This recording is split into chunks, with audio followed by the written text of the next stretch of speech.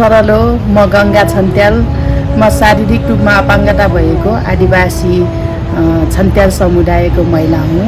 मेरो घर बागलुङ नर्जाखानीमा पर्छ। अहिले हाल म काठमाडौँमा बस्दै आएको छु। मेरो घर चाहिँ दुर्गम ठाउँमा पर्छ अनि त्यहाँ चाहिँ अपाङ्ग मैत्री ठाउँ नभएर स्कुल 1-2 घन्टाको बाटो हिँड्नु पर्ने भएको भएर पढाइकै कारणले चाहिँ म काठमाडौँ आएँ। काठमाडौँ आएर पनि धेरै स्कुलहरूमा चाहिँ म भर्ना भएँ, तर त्यहाँ मलाई आफूलाई विभेद भएको महसुस भइसकेपछि म जोरपाटीमा रहेको खगेन्द्र नवजीवन केन्द्र स्कुलमा भर्ना भएँ। त्यहाँ चाहिँ म जस्तै अपाङ्गता भएको साथीहरूले पढ्ने स्कुल रहेछ। धेरै सङ्घ संस्थाहरू, धेरै प्राइभेट अफिसहरू, धेरै ठाउँमा मैले जागिरको कोसिस गरेँ, तर मैले कहीँ पनि जागिर पाएन। म एउटा जेठी छोरी भएको कारणले चाहिँ मसँग जिम्मेवारी पनि धेरै भएको भएर मैले पढाइभन्दा धेरै प्राथमिकता मैले मेरो जागिरलाई दिएँ, तर जागिर कहीँ पनि नपाइसकेपछि अन्तिममा आएर मैले गार्मेन्ट तालिम लिएर चाहिँ मैले अहिले गार्मेन्ट व्यवसाय चाहिँ मैले सञ्चालन गरेको छु। मेरो गार्मेन्ट व्यवसाय चाहिँ युनिक सेवा गार्मेन्ट भन्ने छ। मेरो ब्रान्डको नाम चाहिँ सेमो भनेको हाम्रो छन्त्याल भाषामा चाहिँ धन्यवाद हो।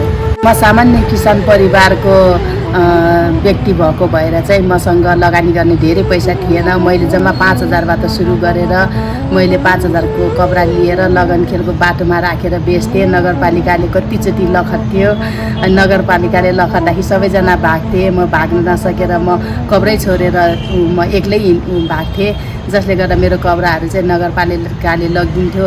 तर मेरो गल्ती हो, नगरपालिकाले नबेच भनेको ठाउँमा बेच्दाखेरि चाहिँ मेरो गल्ती हो भनेर मैले त्यो सामानहरू पछि खोजी गर्न पनि गएन। सेवा गार्मेन्ट अनि अहिले त्यो गार्मेन्ट व्यवसाय चाहिँ मैले 5,000बाट सुरुवात गरेको हो।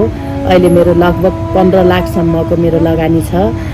त्यसमा चाहिँ मैले 12 जना व्यक्तिहरूलाई चाहिँ रोजगार दिएको छु, प्लस 8 जना अपाङ्गता भएको बहिरा महिलाहरूलाई पनि ट्रेनिङ दिएको छु। अब ट्रेनिङ पछाडि चाहिँ मैले उहाँहरूलाई रोजगारै दिने भने 2072 सालदेखि नै म निद्वानसँग आबद्ध छु। त्यहाँ हुँदै गर्दाखेरि चाहिँ आदिवासी अपाङ्गता भएको महिलाहरू विभिन्न कारणले पछाडि पर्छन् भन्ने कुराहरूको अनुभवहरू लिन पाएँ। त्यहाँ रहँदै गर्दा मैले धेरै कुराहरू सिक्ने अवसर पाएँ, जसले गर्दा आज म यो अवस्थामा छु। सञ्चालन गर्दै गर्दा मैले धेरै ठुलो उपलब्धिहरू पनि पाएको छु। विभिन्न पत्र पत्रिकाहरूमा छापिएको छ। विभिन्न ठाउँबाट सम्मान पत्रहरू पाएको छु।